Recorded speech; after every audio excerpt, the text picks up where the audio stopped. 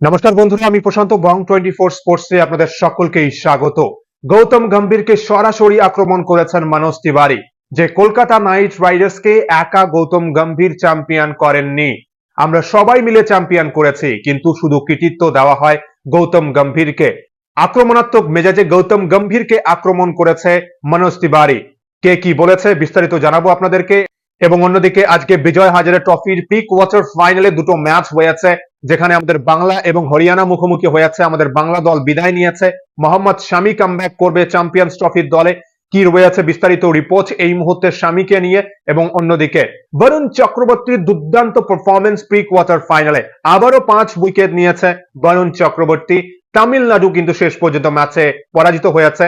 বিস্তারিত ভাবে আমরা এসব বিষয় নিয়েই এই ভিডিওতে কথা বলবো। মনোজ তিওয়ারি আক্রমণ করেছে গৌতম গম্ভীরকে, যে গৌতম গম্ভীর একা কলকাতাকে চ্যাম্পিয়ন করেনি। আমরা পারফরমেন্স করেছি, আমি পারফরমেন্স করেছি, ক্যালিস পারফরমেন্স করেছে, সুনীল নারায়ণ পারফরমেন্স করেছে, কিন্তু একা গৌতম গম্ভীরকে কৃতিত্ব দেওয়া হয় যে গম্ভীর একা চ্যাম্পিয়ন করেছে কলকাতা নাইট রাইডার্সকে। সত্যি মনোজ তিওয়ারি বাংলার একজন ক্রিকেটার, লিজেন্ড, ভালো খেলেছে, দীর্ঘদিন খেলেছে বাংলার হয়ে, জাতীয় দলের হয়েও খেলেছে, আইপিএল ও খেলেছে, কিন্তু গম্ভীরকে এভাবে আক্রমণ করার মানেটা কি? গম্ভীর কিন্তু কখনোই বলেনি যে আমি একা চ্যাম্পিয়ন করেছি। গম্ভীর সব সময় বলেছে, যখনই জিজ্ঞেস করা হয়েছে, যে আমাদের টিম ভালো খেলেছে, আমরা সবাই পারফরমেন্স করেছি, যার জন্য কিন্তু চ্যাম্পিয়ন হতে পেরেছি আমরা।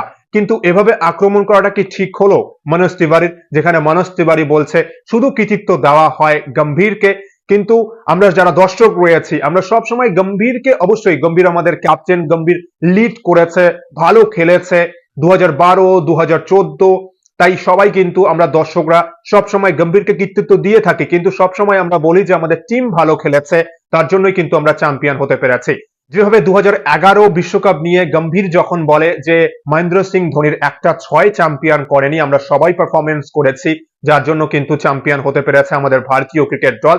ঠিক একই ভাবে কিন্তু মনোজ তিওয়ারিও এই প্রসঙ্গে নিয়ে বলেছেন যে একা গম্ভীর চ্যাম্পিয়ন করেনি, কিন্তু সব কৃতিত্ব গম্ভীরকে দেওয়া হয় না। সবাই দর্শকরা কিন্তু বলে মনিন্দর বিসলার রয়েছে, কালিস, নারায়ণ, সবাই কিন্তু ভালো পারফরমেন্স করেছে। সেক্ষেত্রে সাকিব রয়েছে, মনোজ তিওয়ারি নিজেও তিনি ভালো খেলেছেন।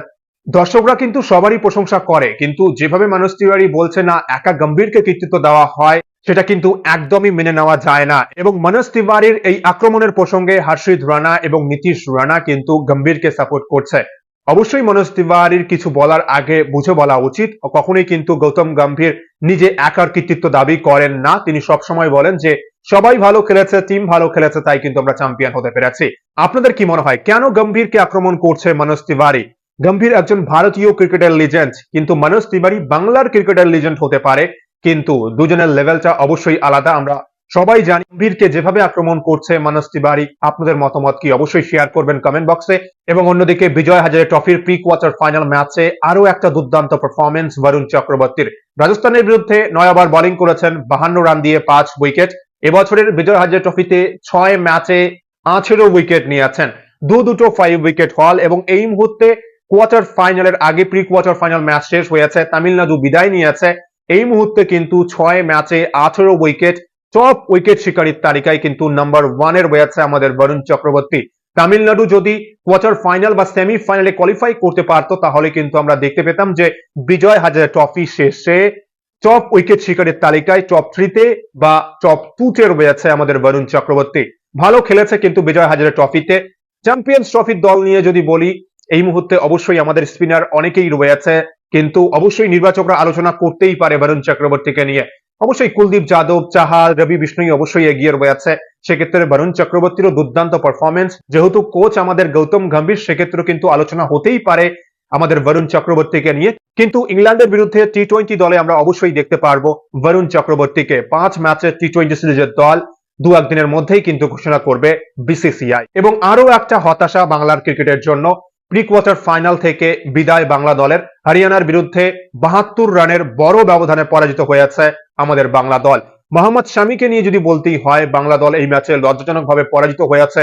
সৈয়দ মুস্তাক আলী টি-20 টুর্নামেন্টে আমরা বিদায় নিয়েছি কোয়ার্টার ফাইনাল থেকে, এবার প্রি কোয়ার্টার ফাইনাল থেকে বিদায় আমাদের বিজয় হাজারে ট্রফিতে।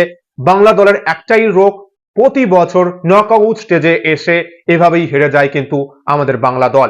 কিন্তু মোহাম্মদ শামি আজকের ম্যাচে হরিয়ানার বিরুদ্ধে 10 ওভার বোলিং করেছেন, 3 উইকেট নিয়েছেন, 61 রান দিয়েছেন। কামব্যাক করার পর 3 ম্যাচ খেলেছেন, 3 ম্যাচে 5 উইকেট, 8 ওভারে 28 রান দিয়ে বিহারের বিরুদ্ধে 1 উইকেট নিয়েছিলেন এবং আরেক ম্যাচে তিনি 8 ওভারে 40 রান দিয়ে 1 উইকেট নিয়েছেন এবং আজকের ম্যাচে হরিয়ানার বিরুদ্ধে কিন্তু 10 ওভার বোলিং করেছেন, 3 উইকেট নিয়েছেন।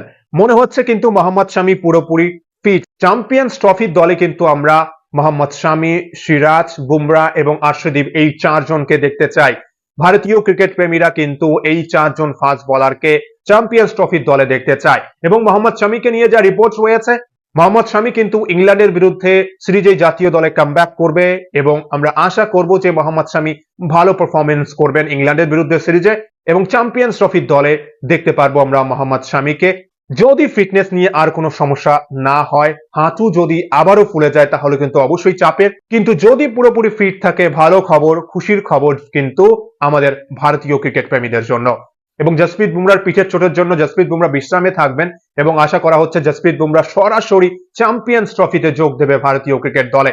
যত তাড়াতাড়ি আমাদের জসপ্রীত বুমরা ফিট হয়ে উঠতে পারবে এবং শামিও যদি পুরোপুরি ফিট থাকে তাহলে তো দুর্দান্ত হবে আমাদের জন্য। শামি, বুমরা, সিরাজ এবং আর্শদীপ এই 4 জনকে আমরা দেখতে চাই অবশ্যই চ্যাম্পিয়ন্স ট্রফির দল। আর্শদীপ কিন্তু বিজয় হাজারে ট্রফিতে ভালো ফর্মে রয়েছে, 6 ম্যাচে 17 উইকেট এবং সম্ভবত পাঞ্জাবের যা পারফরমেন্স, পাঞ্জাব সেমিফাইনাল বা ফাইনাল অবশ্যই খেলবে। কোয়ার্টার ফাইনাল ম্যাচ রয়েছে পাঞ্জাবের মহারাষ্ট্রের বিরুদ্ধে।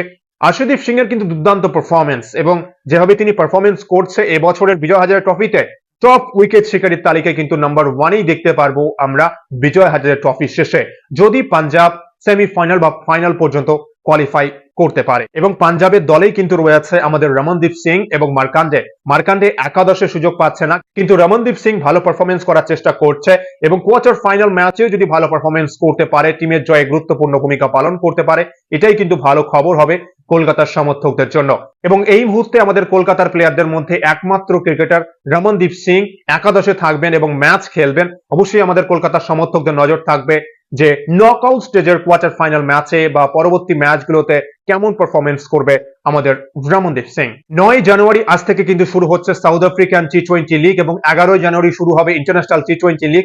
12 জানুয়ারি আমরা অ্যাকশনে দেখতে পারবো ফ্লিপ সল্ট এবং সুনীল নারায়ণকে একসাথে ওপেন করতে। আমরা দেখতে পারবো কিন্তু ইন্টারন্যাশনাল টি20 লিগে আবুধাবি নাইট রাইডার্স এবং ডেজার্ট ভাইপার্স মুখোমুখি হবে 12 জানুয়ারি। সবকিছুর আপডেট কিন্তু আপনারা পেয়ে যাবেন বং 24 স্পোর্টসে। ভিডিওটি ভালো লাগলে অবশ্যই লাইক, কমেন্ট ও সাবস্ক্রাইব করে খেলাধুলোর সমস্ত আপডেট পাওয়ার জন্য চ্যানেলটি অবশ্যই সাবস্ক্রাইব করে রাখবেন। অসংখ্য ধন্যবাদ সকলকেই।